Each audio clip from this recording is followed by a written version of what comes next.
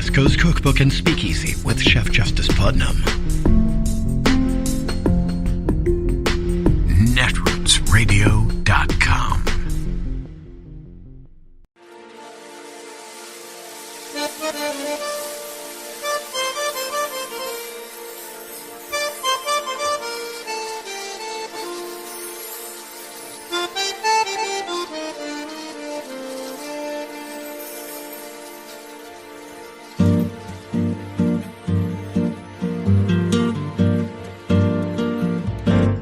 Je voudrais du soleil vert, des dentelles et des théères, des photos de bord de mer, dans mon jardin d'hiver. Je voudrais de la lumière, comme en Nouvelle-Angleterre. Je veux changer d'atmosphère, dans mon jardin d'hiver. Ma fleur sous la pluie de novembre, tes mains qui courent, je n'en peux plus de t'attendre. Les années passent, il est loin, là je tombe. Nul ne peut nous entendre. Je voudrais du Fred Astaire, revoir un latte. Well, if you're tuning into this program in the hope that for the third night in a row, I will begin by reading new passages of a 69-page civil complaint in a lawsuit filed in Manhattan on Monday accusing Rudolph Giuliani of sexual harassment, sexual assault, withholding wages, federal income tax evasion, and selling pardons for $2 million, which he split with Donald Trump, I am sorry to disappoint you. For the last two nights, I have read to you all of the most important passages in that 69-page complaint that I can actually say on television. As grotesque as most of what I've already read to you this week sounds, it does not include the most graphic parts of the complaint. Rudolph Giuliani has stayed absolutely silent for the now more than 48 hours that these written accusations were made public in court. On Monday afternoon, a spokesperson for Giuliani issued a written statement saying that he denies the accusations. That's it. If you're wondering why there hasn't been much more coverage of this lawsuit on television, it might be because there are so few parts of the complaint that can actually be read on television. The most serious accusation in the document that includes Donald Trump is about selling pardons for $2 million during the Trump presidency. As I mentioned on Monday, when I read that passage to you, it appears on the same page in the complaint where there is a screenshot of Rudolph Giuliani's text to his employee, Noelle Dunphy, who is suing him, saying, "Can I shower with you?" On the top of that page is the story about the $2 million pardons. Quote, Giuliani also asked Ms. Dunphy if she knew anyone in need of a pardon, telling her that he was selling pardons for $2 million, which he and President Trump would split. He told Ms. Dunphy that she could refer individuals seeking pardons to him so long as they did not go through the normal channels of the Office of the Pardon Attorney, because correspondence going to that office would be subject to disclosure under the Freedom of Information Act. Rudolph Giuliani has let that accusation sit for over 2 full days now, while he maintains complete silence about it. Donald Trump's last Senate-confirmed Attorney General was asked about the possibility of Rudolph Giuliani selling $2 million pardons. And he didn't exactly offer a strong defense. I want to ask you two more things. One is a 70-page complaint that was filed in state court in New York on Monday. This is someone who worked for Rudy Giuliani, who alleges not only sexual assault and harassment, but that she has evidence that he tried to sell pardons for $2 million apiece, which he and President Trump would split. Do you think that that's possible? I'm skeptical about that. I don't think Rudy Giuliani would do that. I hope he wouldn't. But I don't know. I don't know. I hope he wouldn't, but I don't know. William Barr knows Rudolph Giuliani well. William Barr knows Donald Trump well. And when asked if those two could have teamed up to sell $2 million pardons and split the money, William Barr's answer is, I don't know. Ask that question of any other attorney general who was not appointed by Donald Trump or Richard Nixon, and you would get a very, very strong answer to that accusation, a very strong defense against an accusation like that. But to the question, was Rudy Giuliani selling pardons for $2 million and splitting the money with Donald Trump? William Barr's best answer, as we saw him think about it, pause and think about it, his best answer is, I don't know. Donald Trump's answer to questions on CNN last week might have provoked one of his lawyers to quit. About the documents the FBI seized with a search warrant from Donald Trump's residence in Florida, Donald Trump said, I took the documents. I'm allowed to. He actually said those words. Today, Timothy Parlatore, one of the lawyers defending Donald Trump in Special Prosecutor Jack Smith's criminal investigation of Donald Trump, quit. Jack Smith served a subpoena on Mr. Parlatore that forced him to testify to the grand jury investigating the documents case. Last month, in a letter to the Republican-controlled House Intelligence Committee, Mr. Parlatore said that the documents ended up in Florida by accident. It's just a mistake. He claimed that the Trump staff, quote, quickly packed everything into boxes and shipped them to Florida.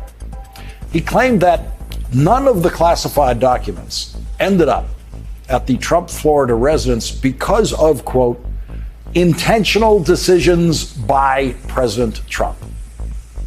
Donald Trump turned that letter into a lie on CNN last week when he said, I took the documents, I'm allowed to. Donald Trump, in effect, repeatedly labeled that lawyer's letter that was sent to Congress as false.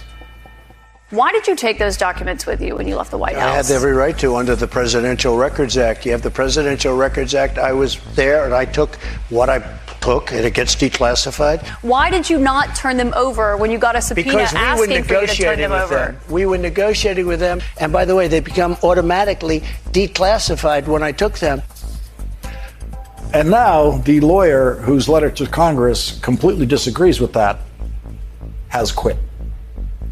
The automatically declassified defense is apparently under more stress than ever tonight, with CNN reporting on the contents of a letter from the National Archives to Donald Trump informing him that the archives is going to hand over to Special Prosecutor Jack Smith 16 records. The letter says the 16 records in question all reflect communications involving close presidential advisors, some of them directed to you personally, concerning whether, why, and how you should declassify certain classified records. If none of those documents say that Donald Trump could automatically declassify documents simply by taking them home, then Donald Trump will be in even more trouble when Jack Smith gets those documents scheduled to be delivered to him from the National Archives next week.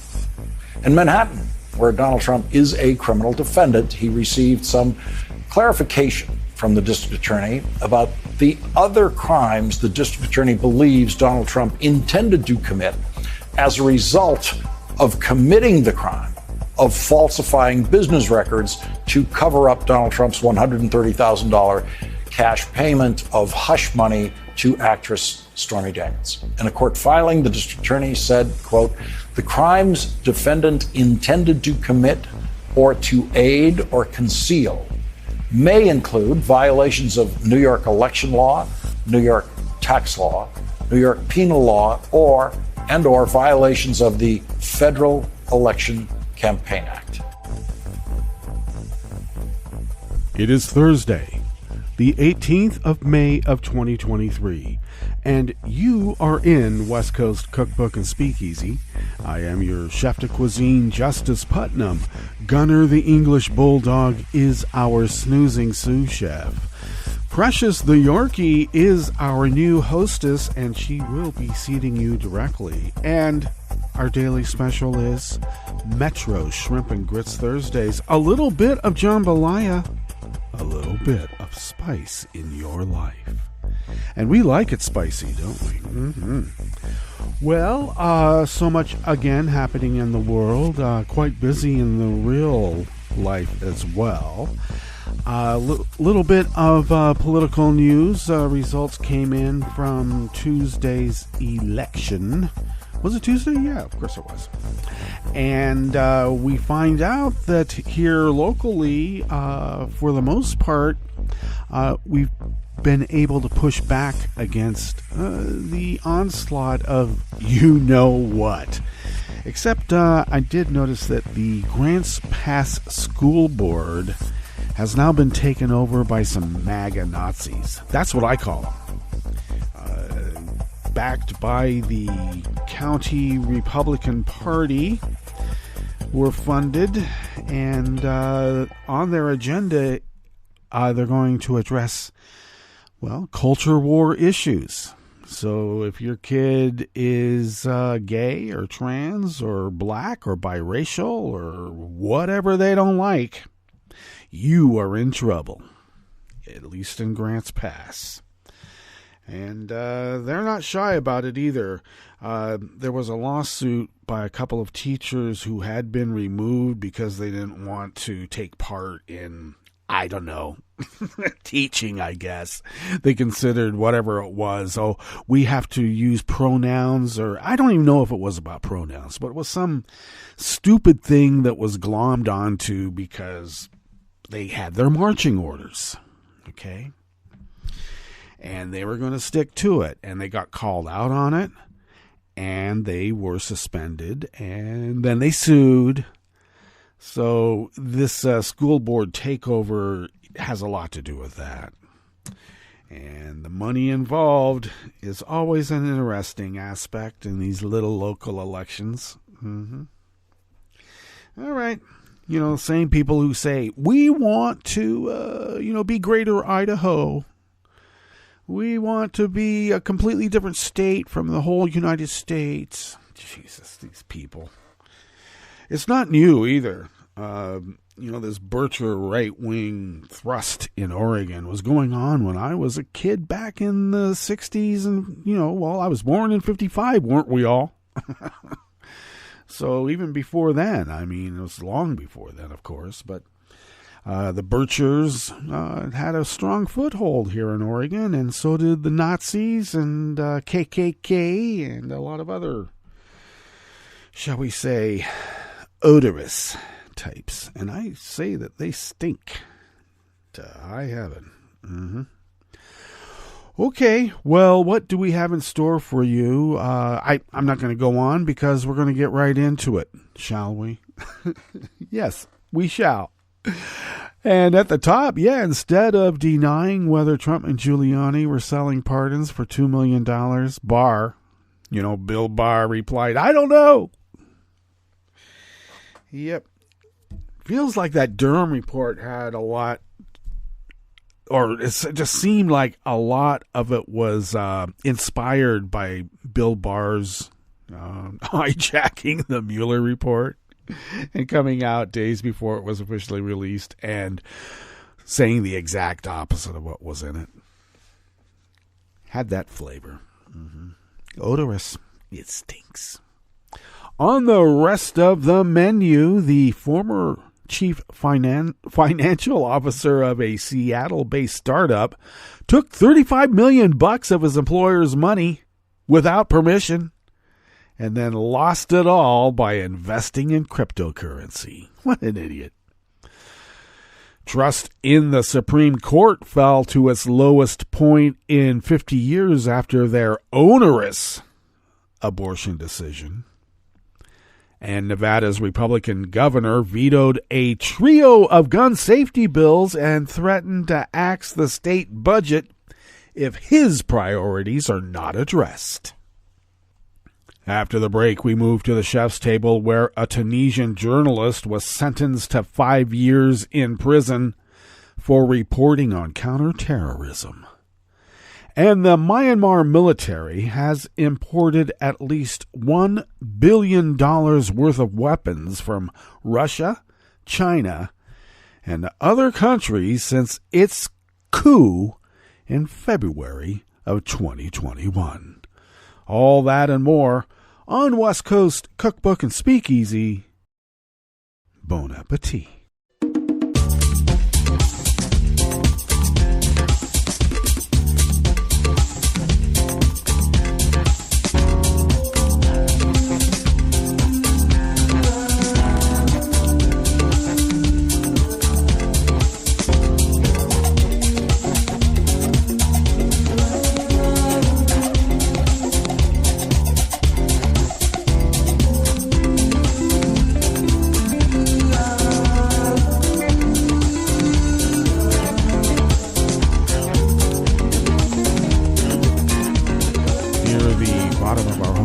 At netrootsradio.com. On the right of the page is the chat room link, monitored by Kelly Lincoln. Thank you, Kelly.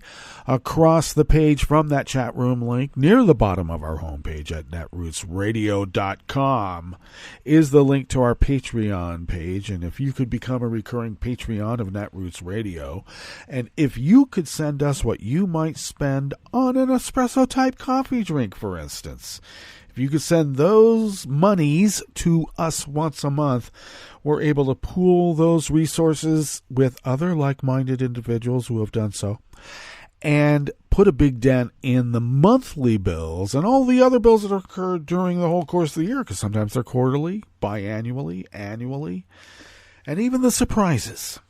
So your generosity has allowed this powerhouse of resistance to keep resisting, as the founders originally intended many, many, many years ago. So thank you for your generosity. If you would like to follow Netroots Radio on Twitter, Mastodon, and Spoutable, you can do so by going simply to @Netroots Radio. That's so simple. Tom takes care of it. Thanks, Tom. Follow me on Twitter, Mastodon, and Spoutable at Justice Putnam. Now, I post the show notes and links diary. It will always be a diary, not a story. Don't come at me now. I post that diary 10 minutes before showtime, but you can always find all the diaries and even the playlist for the music show on Sunday nights. Music Sans Frontières, the Justice Department. Come on. You can find all of those by following the links on my social media feeds. So there. You can follow the show on Twitter at Cookbook West, but I bet Elon is going to get rid of it because I don't post there as much. And he might think that it's dead. And he wants to get rid of the dead, no matter how much we may be mourning. Terrible, man. Very terrible. Anyway, you can find us on Twitter, the show on Twitter at Cookbook West. And I promise I will bring it alive. I will. On Mastodon and Spoutable, probably, because Twitter, you know what's happening to it. And you can also pick up podcasts, which is the most important part of this spiel. Okay, even more important than the plea for funds, which we direly need. Anyway, pick up podcasts by way of Spreaker, Stitcher, TuneIn, iHeart, YouTube, iTunes, and wherever podcasts can be found. They can be found most anywhere. Not at the bus stop. Nope, not there. They might, now that I think about it. Okay, this first offering here in the Bistro Cafe part of West Coast Cookbook and Speakeasy is by Gene Johnson out of the Associated Press. The former chief financial officer of a Seattle-based startup took $35 million of his employer's money without permission and lost it by investing in cryptocurrency before the crypto market crashed last year, according to a federal indictment returned by a grand jury yesterday, Wednesday.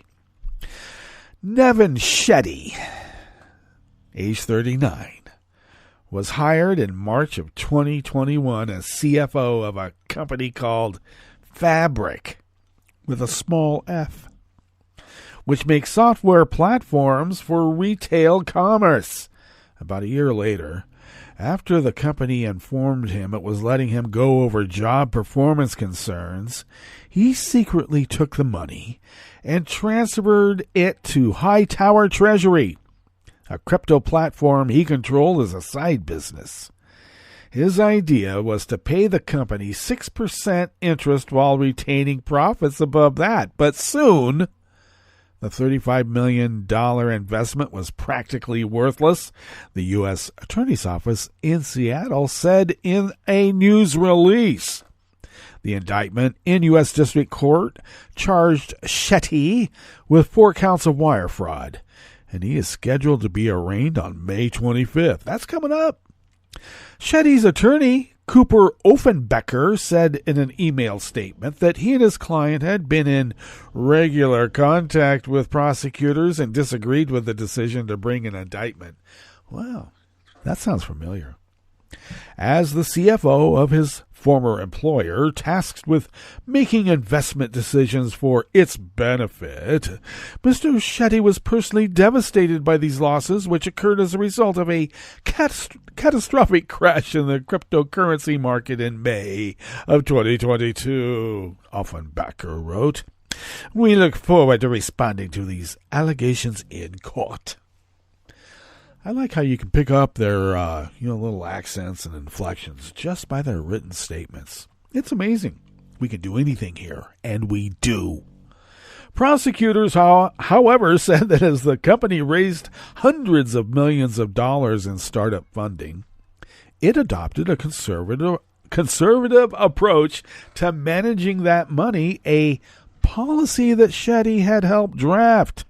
According to the Seattle tech news website GeekWire, Fabric had raised more than $293 million by February of 2022 and was valued at $1.5 billion.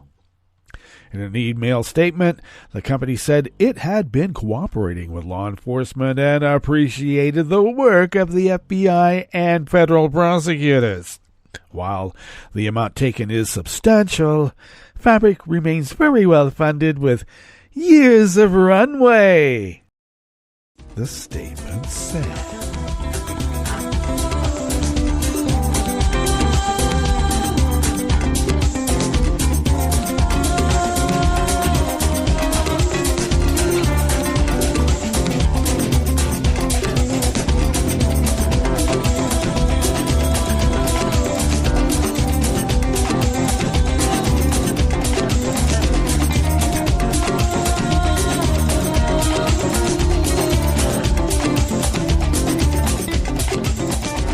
Mark Sherman and Emily Swanson of the Associated Press brings us this next offering here in the Bistro Cafe of West Coast Cookbook and Speakeasy, Metro Shrimp and Grits Thursdays.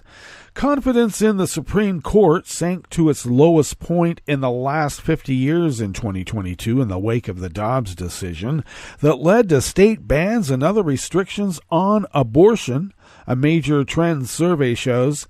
The divide between Democrats and Republicans over support for abortion rights also was the largest ever in 2022.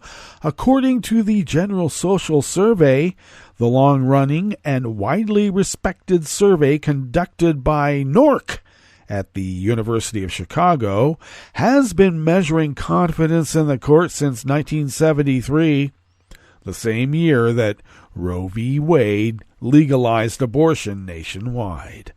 In the 2022 survey, just 18% of Americans said they have a great deal of confidence in the court, down from 26% in 2021, and 36% said they had hardly any, up from 21%. Another 46% said they have only some confidence in the most recent survey. The drastic change was concentrated among women, Democrats, and those who say a woman should be able to get an abortion if she wants one for any reason, the survey shows.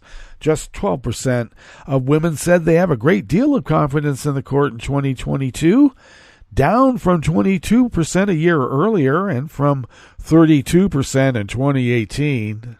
Confidence among Democrats fell to 8%, down from 25% a year earlier. Now, that was 2022 numbers, of course. And among those who think abortion should be available to a woman who wants one for any reason, confidence in the court dropped from 25% to 12%. Even among Republicans, though, confidence has slipped somewhat over the past several years in a court dominated by Republican-appointed conservative justices. 36% said they have a great deal of confidence in the court, down from 31% in 2021 and from 37% in 2018.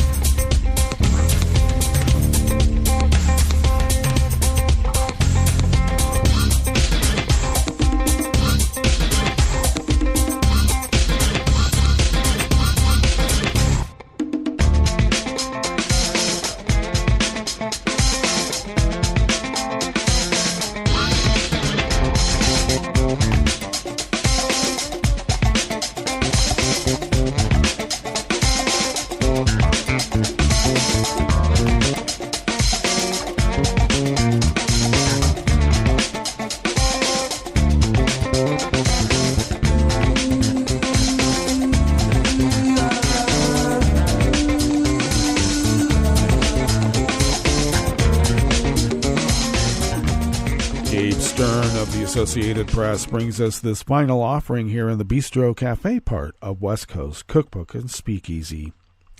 Republican Governor Joe Lombardo vetoed a trio of gun safety bills yesterday, Wednesday, while his office threatened to axe the state budget if his priorities are not addressed in the strongest conflict yet for Nevada's split-party government.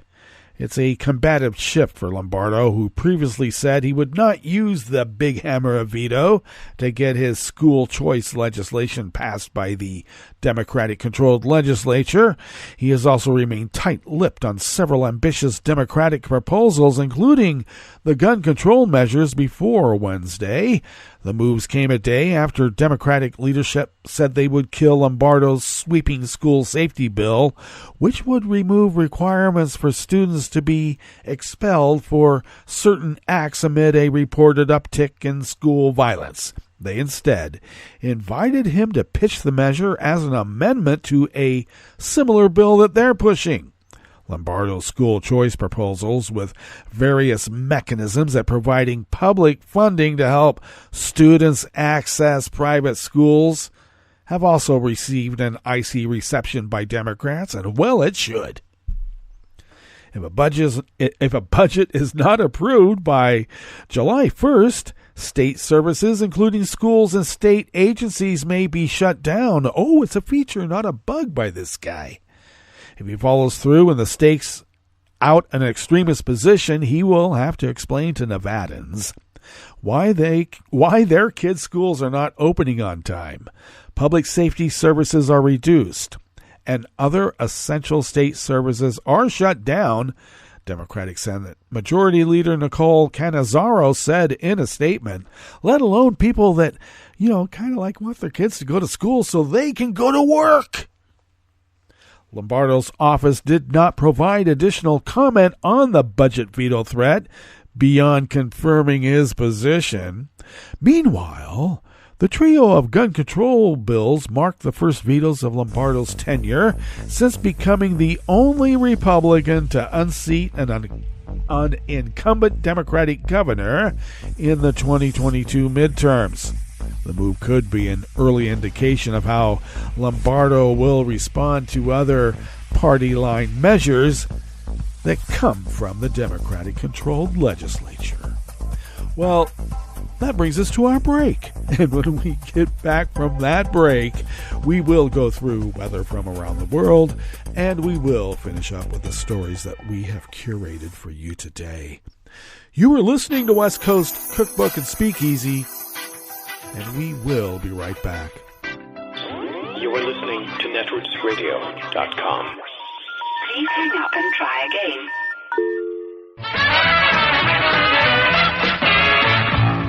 From a point at sea to the circles of your mind, a new force is at work for planetary transformation. New radio for a new Earth.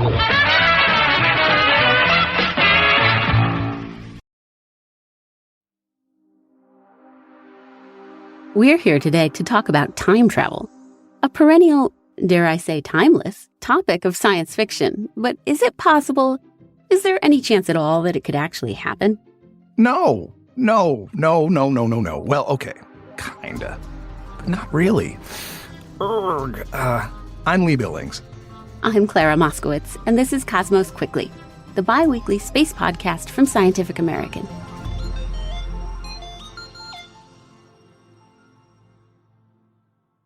We're going to have a little friendly debate. Really, Clara? I came for a throwdown. Well, a wrangle, a parlay, a confab. Lee, what do you have against time travel? So I love the idea of time travel, and in fact, I do it all the time. Like most everyone else, I'm traveling into the future at 1 second per second. I'm less of a fan, though, of more speculative time travel, which is good fodder for goofy sci-fi stories, but in the real world, it's an implausible distraction. But really, we can stay within plausible physics and still see how more extreme versions of time travel are possible. See, Einstein's special theory of relativity shows that the rate time flows at depends on how fast you're moving. Einstein strikes again. What a rascal. If you're traveling in a starship at close to the speed of light, you'll still experience the familiar 1 second per second ticking of a clock. But an observer back on Earth would see your clock moving glacially slow. To them, you'd be moving through time at a snail's pace. That means that when you finally got back, maybe only a year would have passed for you, but a century could have gone by for your friends on Earth. Ergo, you just traveled to the future. Right. No one's disputing any of that. We can even measure this sort of time dilation right now on Earth, not with starships, but with subatomic particles. Some of those particles have very short lifetimes, decaying almost instantaneously. But if we drastically speed them up, like in a particle accelerator, we find they endure longer in proportion to how fast they're going. So riddle me this, Clara. How might we travel into the past? That's something so hard to do, effectively impossible almost, that it's scarcely worth thinking about. This is what makes time travel possible. The flux capacitor. I get it. No one has yet conceived of a way to journey to the past. But the crazy thing is, it's not impossible.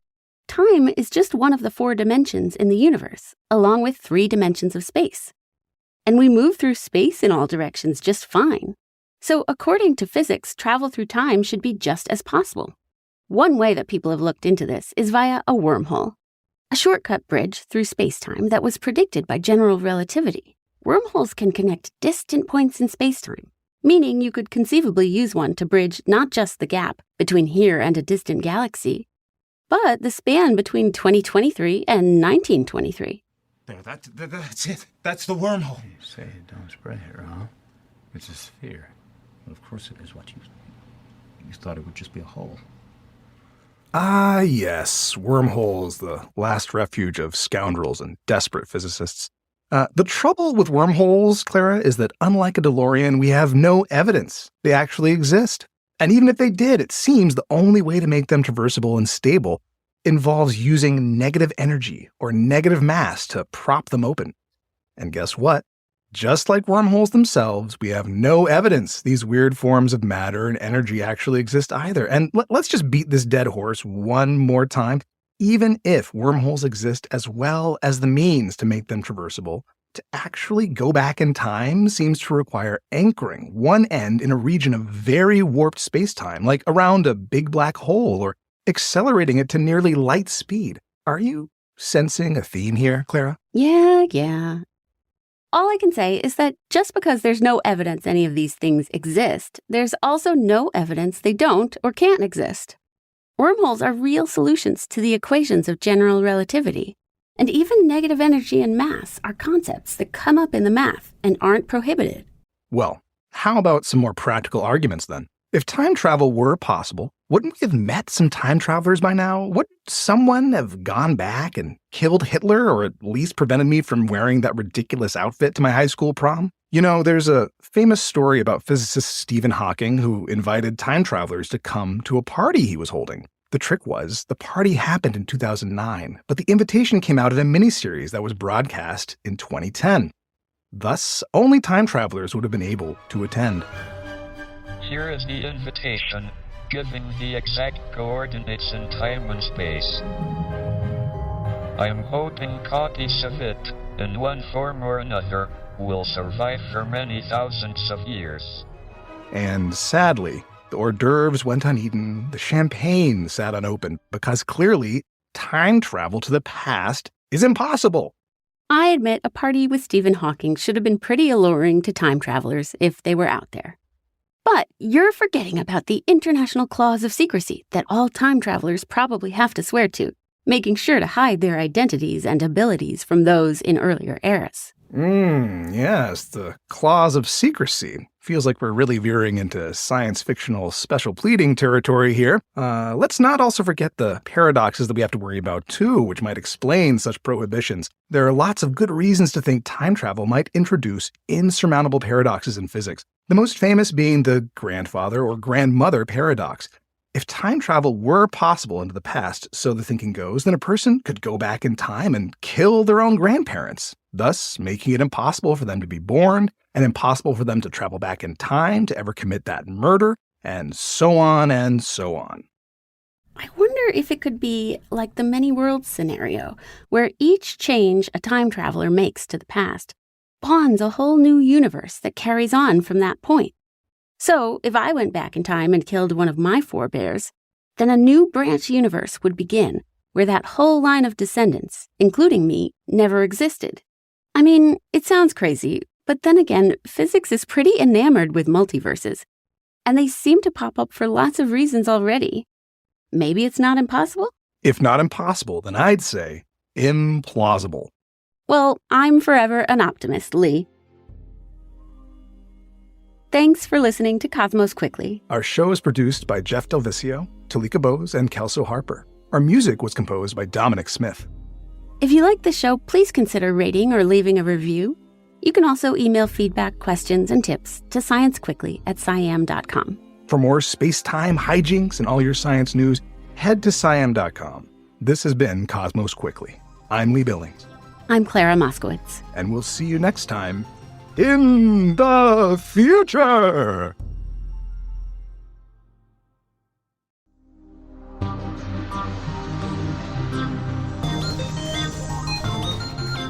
This is Scientific American's Science Quickly. I'm Karen Hopkin.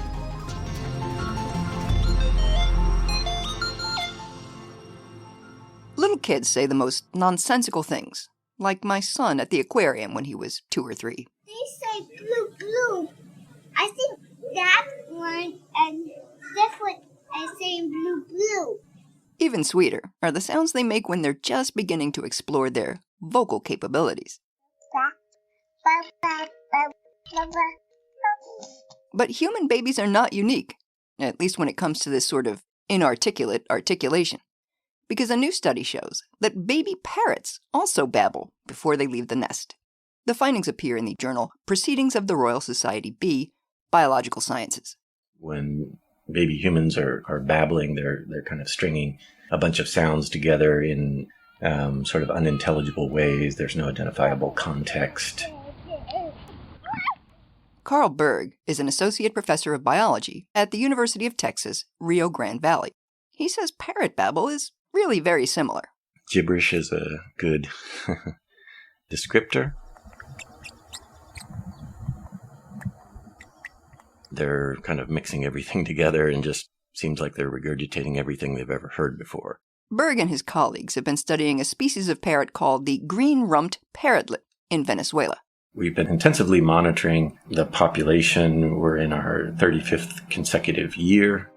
The researchers positioned video cameras inside the birds' nests, but it took them a while to notice the baby parrots running through their vocal warm-ups. We initially missed it because when we first started filming inside the nest cavities, all the action, sort of all the interesting things seemed to be happening when the parents would arrive. That prompts the babies to start clamoring for food. But when their parents are away, the nestlings take turns napping, preening each other, and talking to themselves. Oftentimes the other siblings are asleep. And they keep up this peeping and cheeping even after those siblings have flown the coop, leaving them the last little parrotlet left in the nest. So they're spending endless hours in there alone, and, they do look kind of bored, and we see babbling then as well.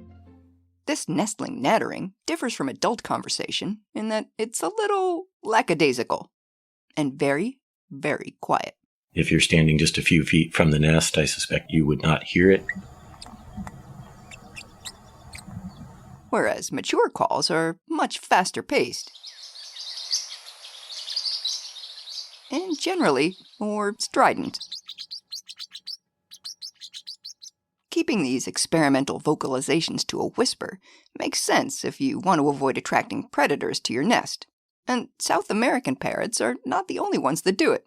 Berg has since found that the babies of another type of parrot, one that lives in Mexico and southern Texas, also babble, in work that he'll be presenting at the Animal Behavior Society's annual meeting this summer.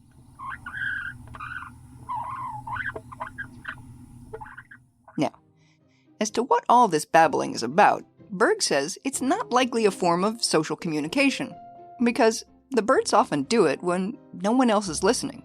Of course, a better explanation for what they're doing is that they're practicing and possibly adjusting the way they make certain calls as they get a better handle on what they're hearing, presumably by watching and listening to adults as they interact. So, in addition to producing the standard feed me chirps, the babies are tossing out contact calls, like the ones adults use to coordinate their movements, alarm calls, like the ones that ring out when a parrot spots a snake or a hawk, and warbling calls that are produced to defend the nest. But in babbling, all these calls are just sort of jumbled together, without any readily identifiable purpose or context. It's like a rehearsal for when the birds really do have nests to defend, behaviors to coordinate, and predators to warn about. So babbling is a medley, a tossed salad of all these different calls that either are already or will eventually be used in more specific functional contexts. Berg also found that a babbling parrot's playlist can be boosted by steroids. By giving a modest dose of corticosterone to nestlings twice a day for a week, we were able to show that the corticosterone-treated nestlings had a larger repertoire. Well, that makes sense because stress hormones are key to coordinating a baby bird's growth and maturation. Now, as to whether having a more extensive songbook might be beneficial, it's quite possible. A large repertoire in songbirds has been shown to be advantageous in numerous ways related to reproduction. To find out if the same is true for parrots, Berg will continue to observe his oldest feathered friends.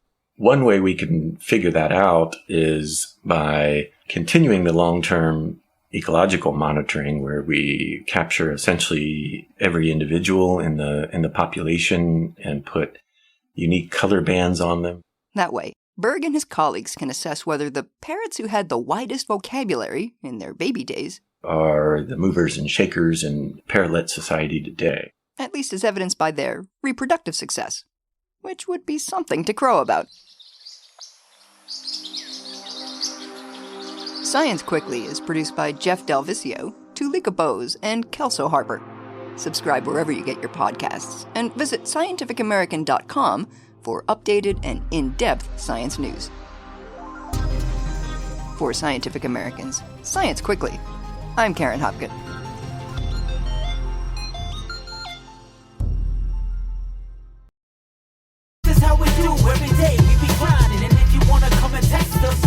love them enough to turn off your music and pretend like their music is your music. Ah, this is Mommy's jam.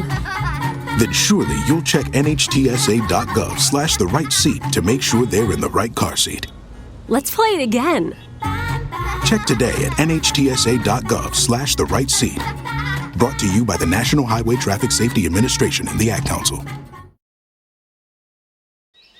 What grows in the forest? Trees? Sure. Know what else grows in the forest? Our imagination, our sense of wonder, and our family bonds grow too. Because when we disconnect from this and connect with this, we reconnect with each other and build family memories we will carry with us forever. The forest is closer than you think. Find a forest near you and start exploring at discovertheforest.org. It's easy. Just put in your zip code to find family-friendly outdoor destinations near you. You'll also find guides to free activities, games, and amazing forest facts. Give the magic of the outdoors to your kids and reconnect with your family. Find a forest near you at discovertheforest.org. That's discovertheforest.org. Brought to you by the United States Forest Service and the Ad Council. Hi, it's Tom. Could we humbly suggest your donation to netrootsradio.com? All we've got to run this 24-hour powerhouse of progressive resistance radio is what comes out of our own wallets. And you are our biggest donor. And it doesn't take much, $3, $5. Just go to the bottom of our netrootsradio.com page and hit our secure donate button. Heck, you can even make a recurring contribution. So donate what you'd like at the bottom of our netrootsradio.com's homepage. Because you are our biggest donor. netrootsradio.com. Together, we are Resistance Radio.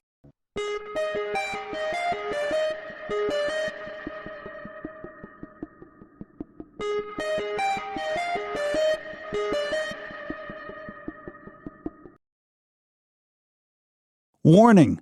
This Civil Liberties Minute contains a gruesome description of a mass murder.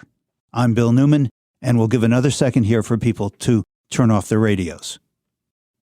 Recently, the editor-in-chief of The Week magazine, William E. Falk, described a police officer rushing to the scene of a mass shooting in Allen, Texas, coming upon bloody, torn bodies scattered on the ground next to the dead killer and his assault rifle, including a little girl whose face was no longer.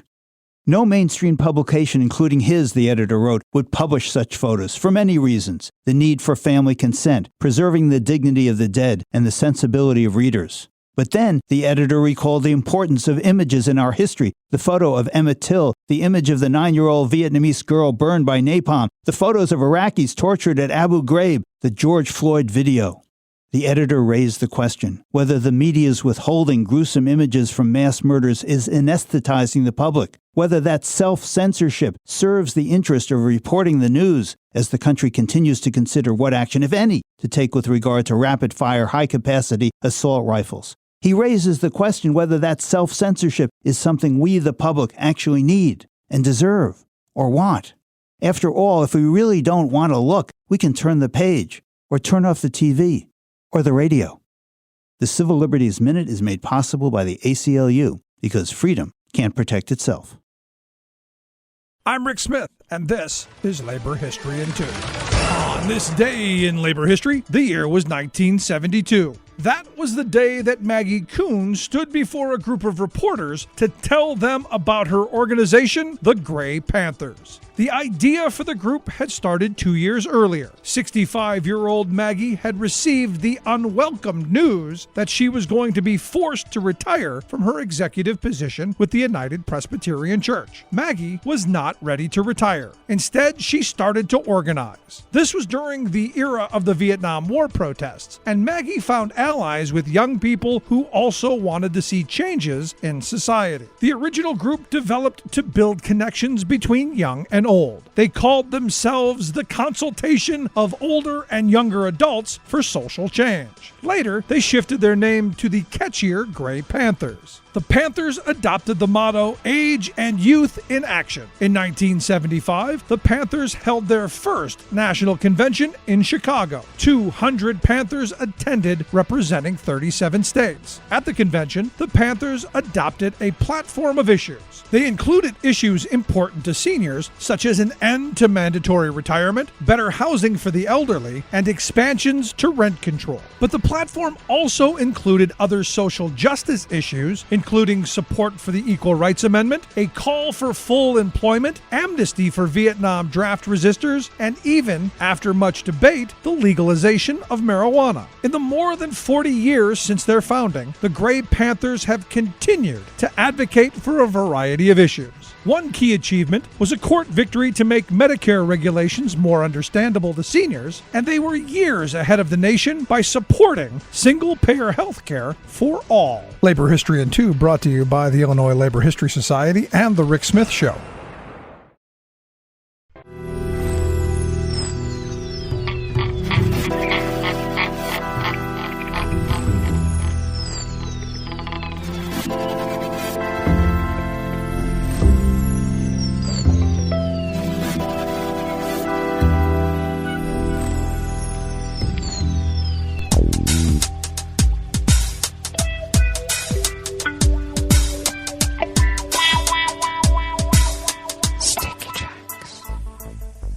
Thank you for accompanying us here to the chef's table at West Coast Cookbook and Speakeasy, Metro Shrimp and Grits Thursdays.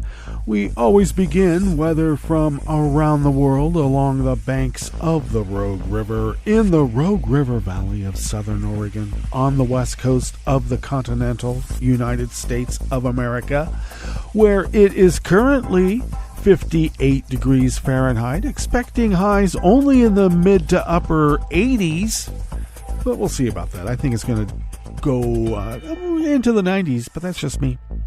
We will have sunny conditions throughout the day, winds out of the northwest at 5 to 10 miles per hour. Clear skies overnight with lows in the mid to upper 50s, winds out of the west-northwest at 5 to 10 miles per hour. And then mainly sunny skies tomorrow with highs in the mid to upper 80s, winds out of the northwest at 5 to 10 miles per hour. Grass pollen has now been upgraded and is rated very high here in Rogue River. The air quality index for the region, though, is in the good range at 25 parts per million, and that daytime UV index is very high at level 8. Barometric pressure is holding steady at 29.96 inches. Visibility is up to 10 miles. And relative humidity is at 75%. Weather from around the world is brought to you by a crowd of crowdsourced weather stations that a crowd crowdsources from around the world. London is 66 degrees and mostly cloudy. Paris is 64 degrees and sunny. Rome is 67 and mostly cloudy with a thunderstorm advisory. Kyiv is 80 degrees and partly cloudy. Kabul is 65 and partly cloudy.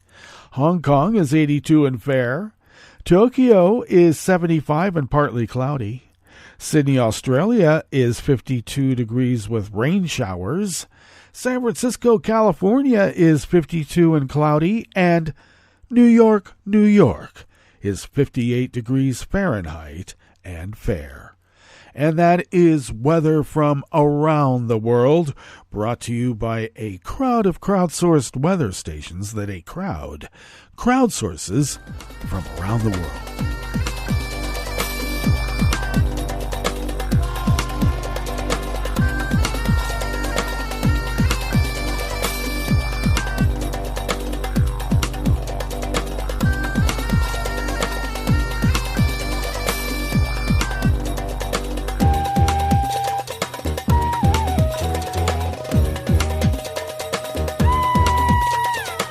Staff at the Associated Press bring us this first amuse-bouche here at the chef's table at West Coast Cookbook and Speakeasy Metro Shrimp and Grits Thursdays. A little bit of jambalaya, a little bit of spice in your life. A Tunisian appeals court has sentenced a journalist to 5 years in prison for revealing details of a counterterrorism operation and refusing to reveal his sources, according to his lawyer, prompting outcry from media rights advocates. Khalifa Goussemi's lawyer said he would appeal to Tunisia's highest court. More than 30 rights groups issued a statement denouncing the conviction and expressing concern about a growing crackdown on dissent. It appeared to be the worst sentence against a journalist in Tunisia since the 2011 Arab Spring Revolution pushed out a long-serving autocrat and ushered in a new democratic system with more media freedom. Goussemi has been sentenced to 1 year in prison by a lower court. Counterterrorism judges at the Tunis Appeals Court on Monday upheld the conviction and toughened the sentence to 5 years. Goussemi was convicted of intentionally divulging sensitive security information in an article about counterterrorism arrests in the Kairouan region where he is based, and then refusing to reveal his sources, according to his lawyer Rahal Jaleli. Jaleli called the appeals court decision unjust. Speaking on Mosaic FM, a privately owned Tunisian radio station, he said the source of the information was a security official who has been convicted and sentenced to 10 years in prison for his role. The National Journalists Union, SNJT, said the prison sentence threatens the freedom of journalists and damages Tunisia's image. It is a political message that testifies to an acceleration in punishment of media and journalists to intimidate them via the judicial apparatus. Journalists Union President Yassine Jalassi called it a disgrace for the Tunisian state. He said 20 journalists were currently facing prosecution related to their work. The union called for a sit-in protest for today to defend media freedom and the values of the pro-democracy uprising.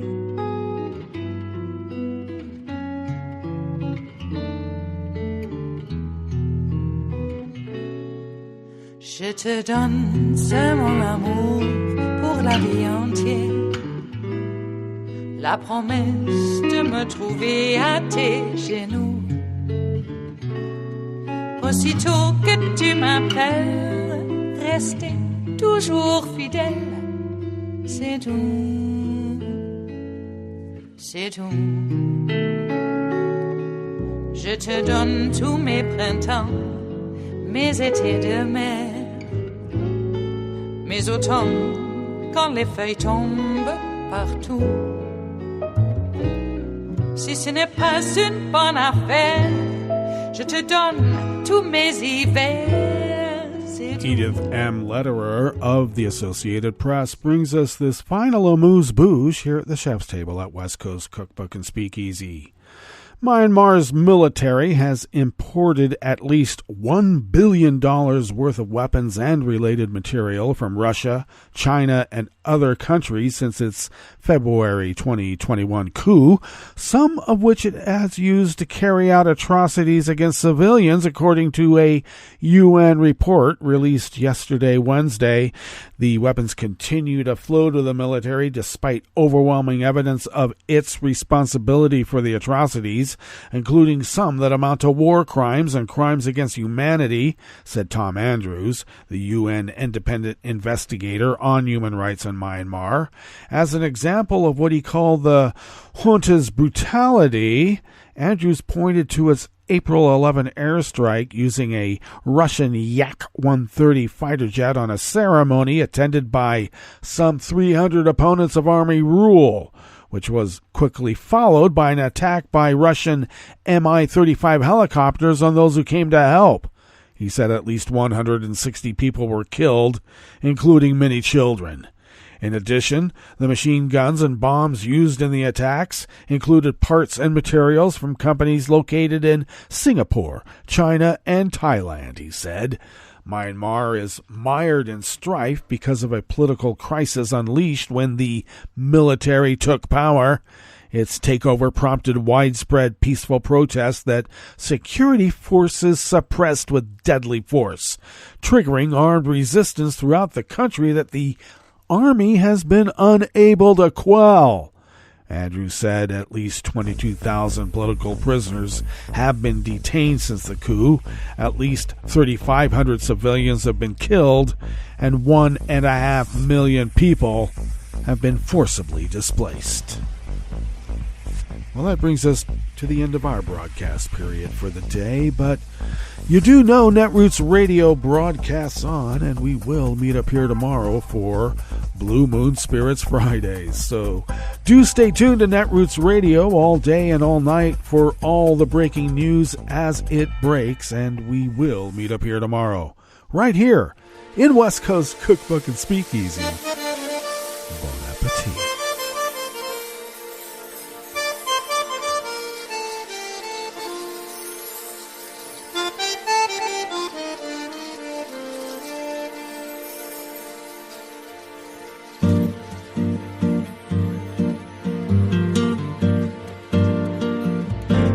Je voudrais du soleil vert, des dentelles et des théières, des photos de bord de mer, dans mon jardin d'hiver.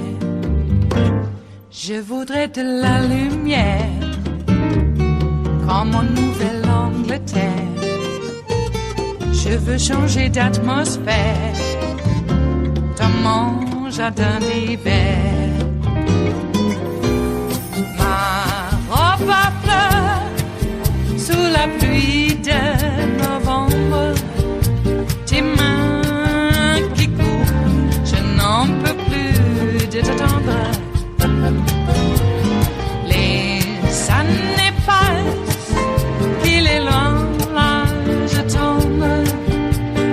Nul ne peut nous entendre. Je voudrais du Fred Astaire, revoir un latte Goël. Je voudrais toujours te plaire dans mon jardin d'hiver. Je veux déjeuner par terre, comme aux langues de golfe clair. T'embrasser les yeux ouverts dans mon jardin d'hiver.